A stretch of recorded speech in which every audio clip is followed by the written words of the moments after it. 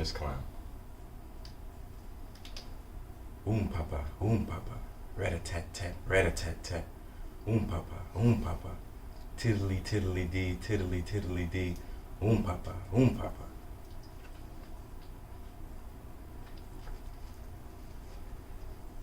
Nothing sounded happier to Jingle than the music of the band filling the air as Circo Piccolo, the little circus, traveled across the countryside.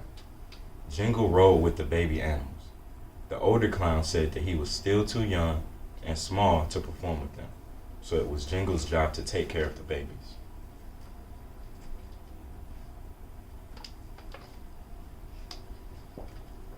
Frick, frack, smick and smack, be still, he called to the baby monkeys, who were jumping back and forth between Sparkle, the pony, and Peter, the donkey. The baby elephant's trunk drooped. Don't worry, Lolly. We'll be there soon and you can rest. Every year, Circo Piccolo stopped at the same village before going on to the big city, where it performed from the day after Natale, Christmas, until Capodanno, New Year's Day. On the Vigilia di Natale, Christmas Eve, there would be a special show for the village. It was Jingle's favorite night. All the villagers, young and old, laughed and clapped and cheered.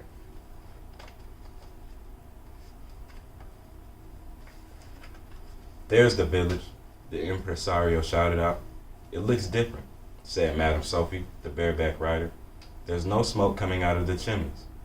Everything looks closed up, said Rollo, the tightrope walker. A cold gust of wind blew across the hills, and the aerialist family shivered. Where is everyone, they asked. As the circus troupe looked on, a small group of people climbed up the hill to meet them.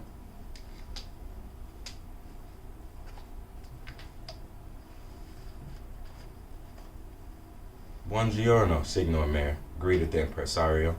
Circo Piccolo is here once again, ready to perform on Christmas Eve. Ah, impresario, the mayor said, puffing from his climb. I have sad news. I'm afraid there can be no circus this year. Too much rain in the spring and a hot, dry summer have ruined our crops, and many families have left our village. There is hardly anyone here. Our little mill has stopped, the miller's wife said. My husband had to go to another town to look for work. Only we vecchietti, old-timers, are left.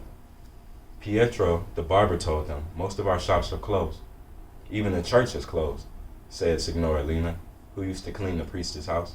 We have to go all the way to the next town for the Holy Mass, so we won't be celebrating Christmas here this year, the mayor added sadly, and we certainly can't afford the circus either. We're sorry, everyone.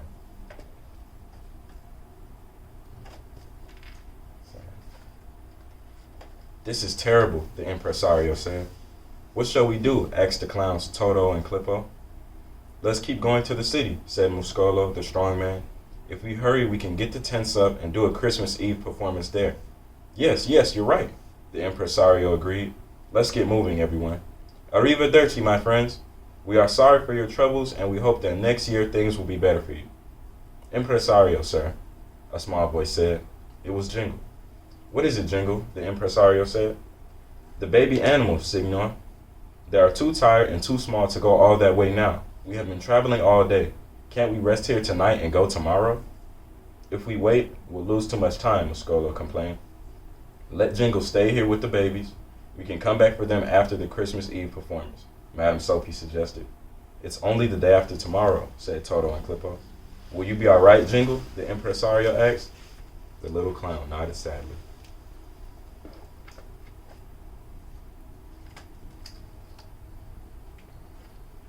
Jingle, you can set up your tent near my barn, offered Donna Chiara. Every winter, she let the circus stay in her fields. We will help, some of the old people said. A small tent shouldn't be too hard, so it was decided. Circo Piccolo would move on, and Jingle and the baby animals would stay behind. Jingle watched as the wagons rode away. Poor Jingle, poor baby animals. They all tried not to cry.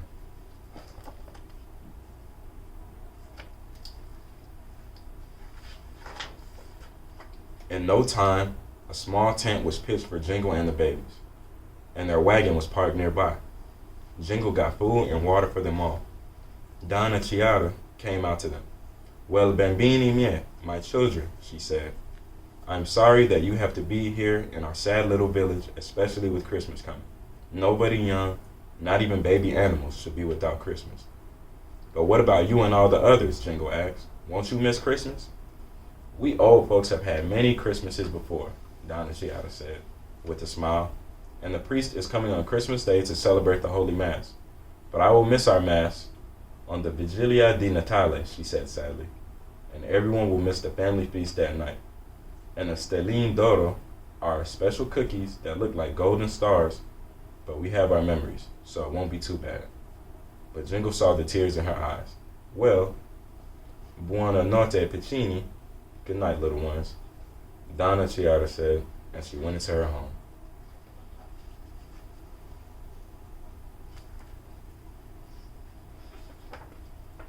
Now Jingle began to feel sorrier for the villagers than for himself and the baby animals.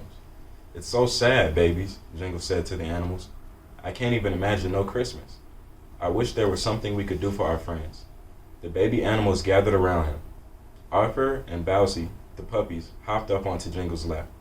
Raina, the tiger cub, and Simbo, the lion cub, snuggled next to him. Even Frick, Frack, Smick, and Smack stopped chasing each other around and looked at Jingle.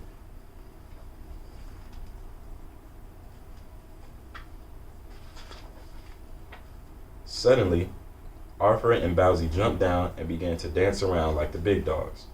Lolly stood on her hind legs while the cubs swatted their paws like the big cats. That's it, Jingle cried. We will put on a circus of our own for the village. We have all day tomorrow to get ready. We will make a Christmas for the town. Everyone sit still now and let me think.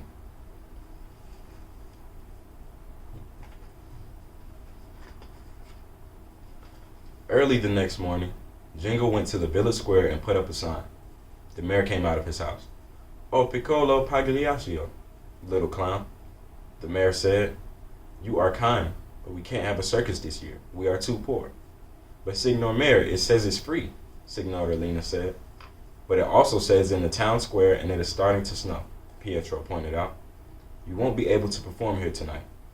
"It will be all right. I know it will," Jingle said. "Please come."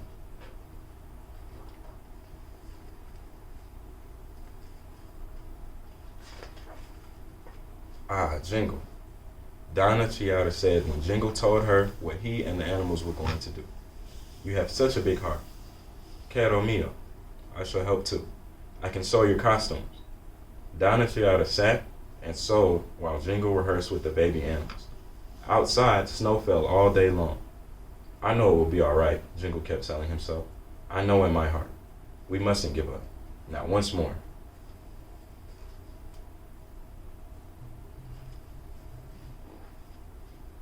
"It's time, everyone." Jingle stepped out of the tent. The night took his breath away. The snow had stopped, and the stone streets sparkled with wet. Stars, looking like diamonds flung up by a giant hand, twinkled in the deep blue velvet sky.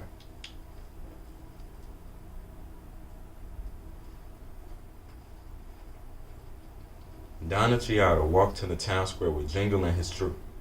Lolly swept away the snow in a big circle. Sparkle and Peter packed it down with their hooves.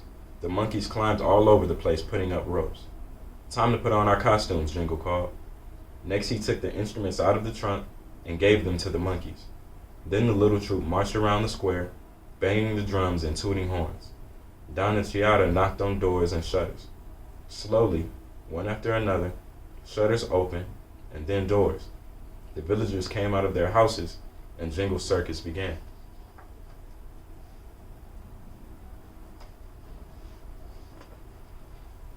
Arthur and Bowsy jumped on and off, Sparkle and Peter as they trotted around. Lolly danced. Simbo and Raina jumped through hoops. The monkey swung on ropes and trapezes, and Jingle tumbled better than he had ever tumbled before.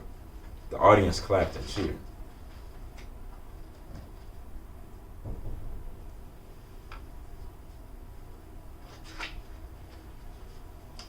"And now, friends, our finale," Jingle announced proudly.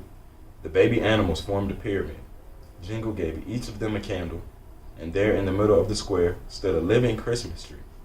One by one, the villagers went into their houses and put lighted candles in their windows.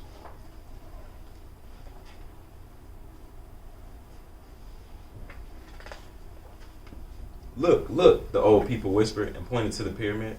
The Christmas angel had appeared at the top of the living Christmas tree. The angel opened its hand and golden stars fluttered down. Buon Natale, the angel sang.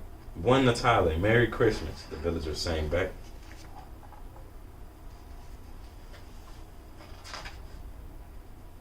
And when they looked at Jingle and the baby animals to thank them for their gift of Christmas, there, shining over Jingle's heart, was one of the golden stars.